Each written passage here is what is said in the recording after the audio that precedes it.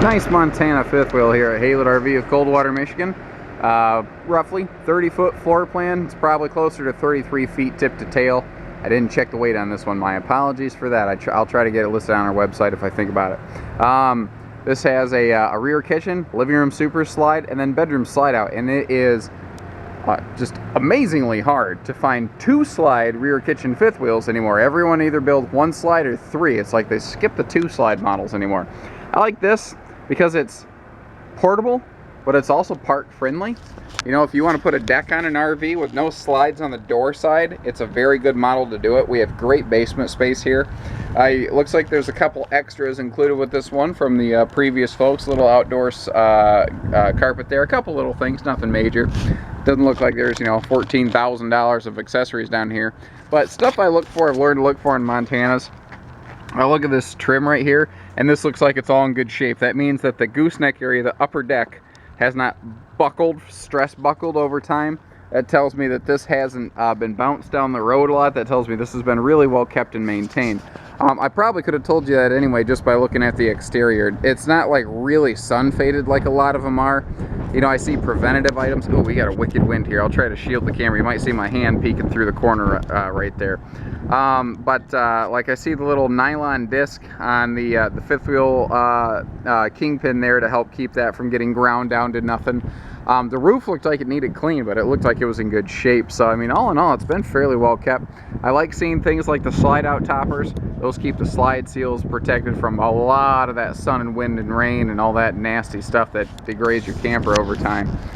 This has easy access baggage doors over here, which I enjoyed. They open in that French door style. Also, we have a fully privatized docking center over here. This lets you run your water hoses up through that little port, and you can hook them right up in here. And oh, this is smart. They had a little add-on tap added to their water intake. That's smart. You know, stuff like that will help keep you from needing to, you know, what am I wanting to say? Oh, you could leave this locked is what I'm getting at, so that neighbor kids walking through can't open this and, you know, not accidentally, but, you know, maliciously pull your black tank valve, so to speak. Notice too that your tank valves here, they're enclosed. That means that they're going to be heated as well, because this does have a fully enclosed insulated underbelly here. So that means that your gate valves are going to be really hard to freeze up on you, and if that ever does happen, buddy, it's bad news bears. That's a problem. This is on a MORride suspension. What that means is that even your suspension system has a rubber shock dampening system in it. So when you're going down the road and you hit those, you know, jumps and jolts and whatnot, it's going to try to soak that up at the ground level before it gets translated through the coach. I'd show you the good, the bad, the ugly, and everything in between with these videos. This is super minor. They had a little rub on that rear corner. Didn't break the cap. It scratched off a little bit of that exterior, you know, candy coat, so to speak. But it's fine. You know, it's a super minor cosmetic item. Like, I noticed the very front decals show just a touch of sun curl to them. Whatever. I mean, an 06 fifth wheel. What more do you want? This is a very well kept 06 model. I like little stuff like this. Built right into the countertop. And it is windy. I'm sorry, that wind kicked right up. Built right into the countertop. You can see up there, there's a little spot where you can toss your trash down in this trash can, and you have easy access to get it in or out down here. Stuff like that is smart, and stuff like that you're going to use all the time. Those are the kind of smart features I like to look for. Let's hop inside here for you, get you out of the wind. And I am sorry if the camera's just getting beat to death by that breeze. For what it's worth, it feels nice, but it probably doesn't sound nice against the camera. So, right when you come in, nice, big, clean living room. It's got extra tall ceiling, which allows for extra tall slides. Oh, I just spotted something here. Something happened to this hardwood, or this MDF faceplate here. This is a shell on a super high density foam fascia, by the way. You get to see that right there. So, kind of cool that you got to see it. Unfortunately, it's there.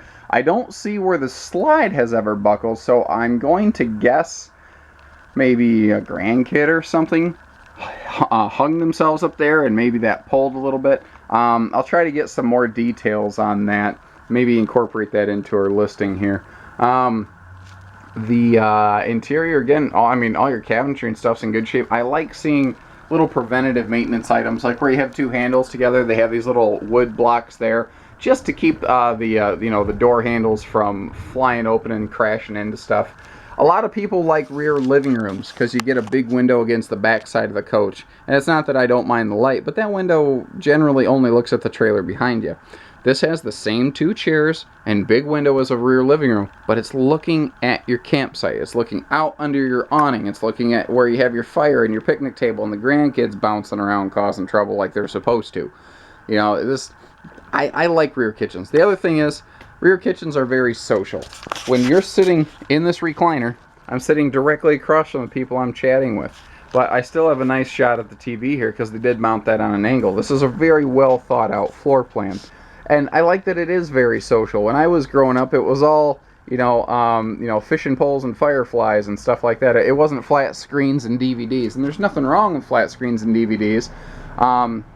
It's just this is kind of what speaks to me a little bit. You know, everyone's looking to accomplish a different goal, and every RV is the best for a different reason. They all accomplish different things. This refrigerator I do want to talk about. I don't know the full details. I can tell you at a glance that is not the standard RV refrigerator. That is an aftermarket electric only refrigerator. So that will not work on propane. However, if you are plugged into gas, or pardon me, if you're plugged into shore power, that'll work all day long for you. I need to quit pointing the camera at windows. It's getting dark. Cool thing with Montanas is they have these really slick molded countertops here, so it's not like a press board. It's sealed on the edges. Water can't get in here and cause damage. They even have these little spill guards at the edge here. That also opens up the opportunity for an under-mounted sink. But what is neat with a Montana is they actually have a molded countertop and sink combo. It is 100% seamless. It's water failure proof. If you can get this thing to crack, it's probably because you did something very, very wrong. I do like the double windows here in this kitchen, letting in lots of light, but they did it without sacrificing all your cabinet space up here, of which you do get a lot in this floor plan. They did a good job of that. Cabinets and countertops are 2 things that rear kitchens do the best. And again, we just have that little easy access pocket here for your trash can. You can see it's thick. It's not like a thin little wafer that's going to buckle when you set something on it. Lots of drawer space in here for your forks and spoons and knives and all that good stuff. Spin you around the other way. I like a little dream catcher up there. That's cute. Holy cow, wind just rocked this trailer. It is windy outside. Never mind that. Twin recliners here. Kick your feet up. Have a good time. And again, when you're in the recliners, you're directly across from your entertainment center. And I like how the entertainment center is positioned so that the cook gets a good look too. By the way, these little brackets down here in the entertainment center, this whole TV comes out and can pivot. That is one of those nice little touches Montana's been doing for years that other people are really just starting to catch on to. Above your living room, if you want to turn off the AC and open windows, you can get some good cross breezes between the big windows that open and this max air fan.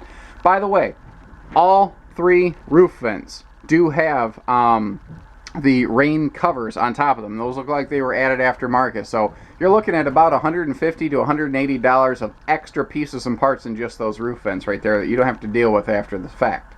That lets you use these vents in the rain, lets you get some good airflow. And by the way, you don't need to be 10 feet tall. You have a wall control panel right here at waist level for you, or even chest level if you're short. So you can easily operate that fan from right here on the ground. Little stuff like this is a... Oops, I gotta close the bathroom door. This is a laundry chute, and that goes right down into your basement area so that you have an easy spot to throw your dirty clothes. That's a thing that not a lot of RVs have. That's a nice little touch. Your dresser drawers here, these 2 top drawers look like they were pretty heavily loaded. They appear to still be working all right, but they definitely had a big heavy load on them at one point. The other 4 drawers look to be aces.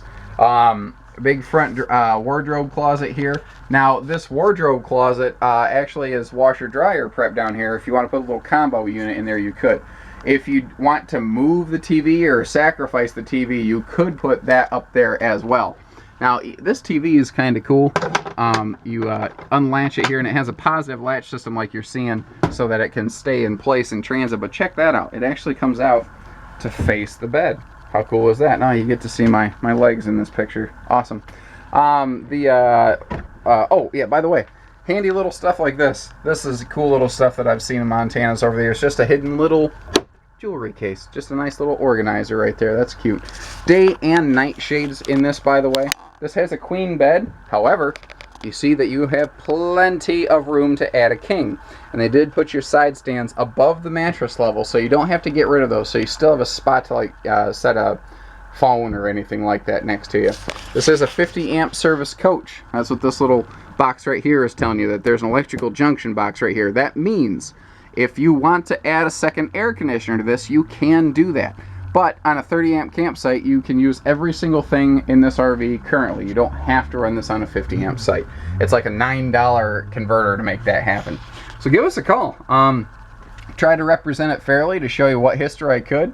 You know, show you little things like the slide out fascia, but also show you the cool things like the sink here. We try to represent our inventory fairly, so that when you understand why we're asking the dollars we're asking, and what this RV represents and what it doesn't represent. So give us a call and you know we'll shoot you straight. 800-256-5196.